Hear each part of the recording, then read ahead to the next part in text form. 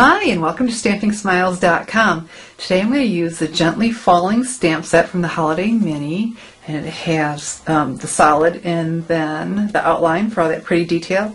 Today I'm only going to use the outline stamps, but before I start stamping I want to show you the Big Shot. I have here the scallop oval frame, and it's a Big's die, and I want the oval and the frame to be two different colors.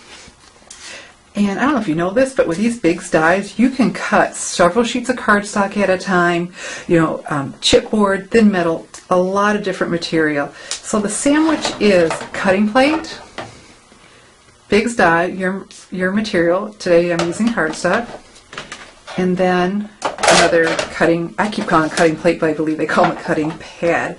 So I put that on, crank it, I grab the handle, whoops, once it grabs. With that on paper, it slid. Probably should have had paper underneath it. Just thought I'd save a step a little bit in just a bit.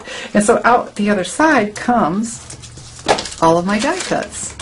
Don't you love that? It's just done that quickly. And so I'm going to use the Pool Party inside. Here we go. I'm mixing myself up with the soft suede frame.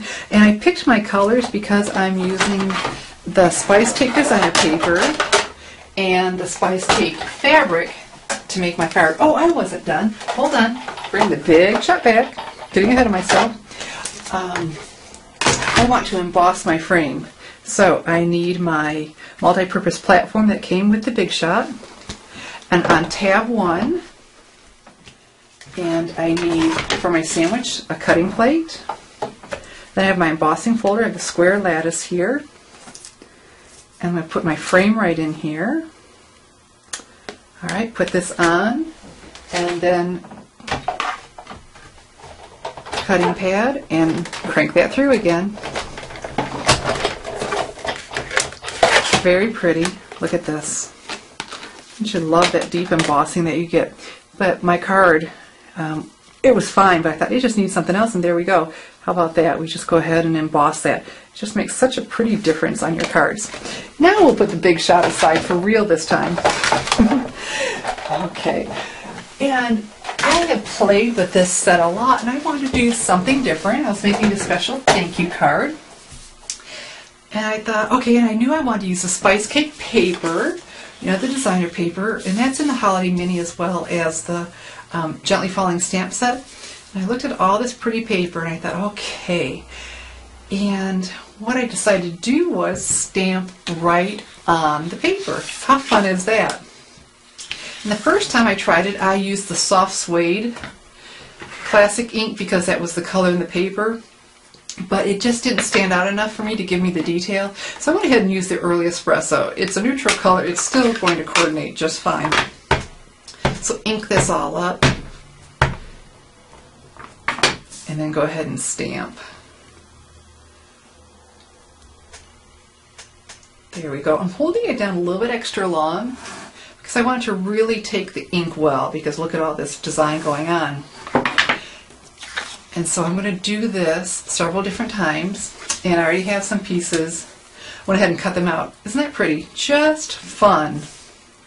Just a lot of fun, that little bit.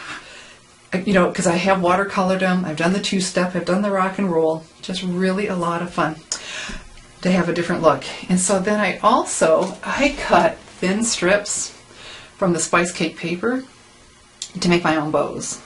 So I have a color-coordinated bow in one of the designs of the paper. And so I had to put that together. Let me show you my final card. Here we go. Isn't that cute? Doesn't that just really make a nice difference?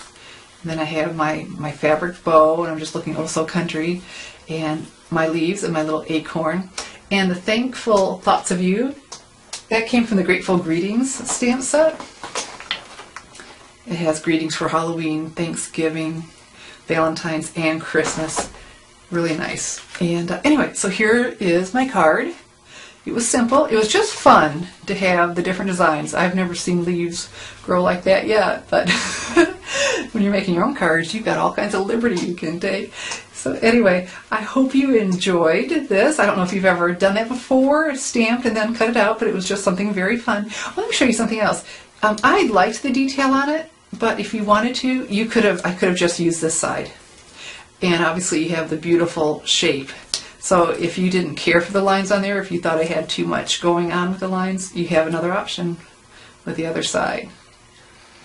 You know, if you enjoy learning new ideas, stamping tips and tricks and techniques, every month I write a newsletter. I personally write 3 articles that are exclusive for those on my mailing list, and you get that by going to stampingsmiles.com. It's here under the screen, stampingsmiles.com, and in the upper left corner you'll find the sign up box to join my mailing list. So go ahead and do that, and you will receive an email to confirm your subscription.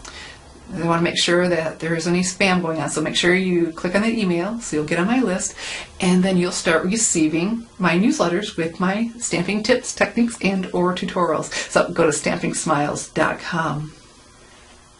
Thanks for watching.